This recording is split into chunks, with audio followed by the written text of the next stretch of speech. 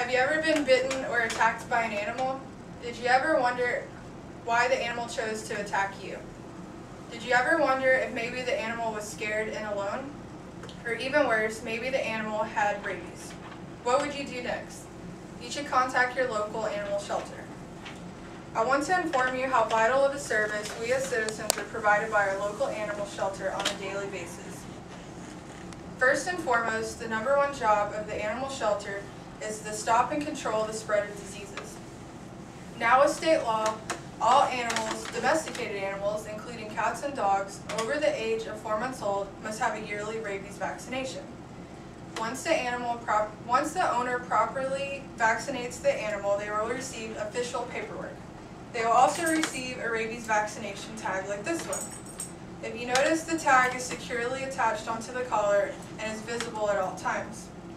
At the top of the rabies tag, there's a date. This one says 2008. Midway through, there's a telephone number, and at the bottom, there's a 5-digit code. If for some reason the owner loses its official paperwork, they can call this phone number, give them this identification number which links to your pet, and they can let you know exactly when your pet is due for its next vaccination. Another good tip is if you have an identification tag also on your collar, you want to back them to each other so that the engraving doesn't rub off. Another form of control our animal shelter provides is they have animal control officers patrol our area and enforce laws that are set out by the state and city. If an animal control officer comes upon a stray animal, they take custody of that animal. Once the animal is taken back to the animal shelter, they give it its proper vaccinations. The reason why this animal receives proper vaccination is so that it stops the spread of diseases. Secondly, which is a large problem throughout the nation, is animal neglect and abandonment.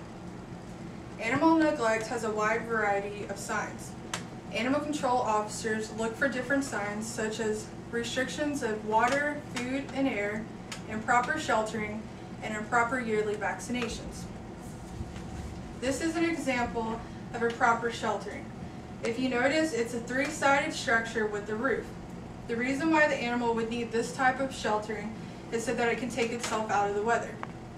Another good tip to know is every animal that is owned must have its own proper sheltering. Another major epidemic in our nation is animal abandonment. It has a wide range of severity. From the smallest severity, such as an example of an animal's health.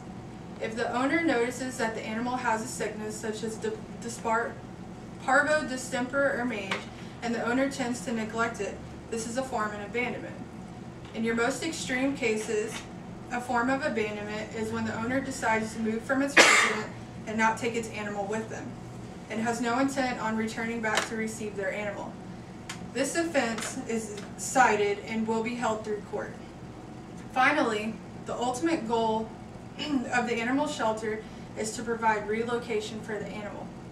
There are different types of relocation, which include returning wildlife back to its natural habitat, rehabilitation center, adoption homes, rescue centers, and at-home adoption for domesticated animals. There is an application procedure in which you must follow and meet all qualifications in order to take home a domesticated animal.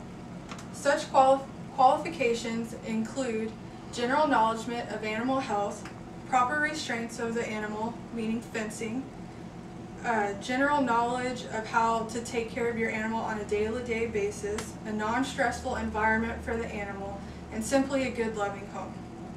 In conclusion, stop and control disease, animal neglect and abandonment, and relocation is only a tip of a large job we as citizens are provided every day.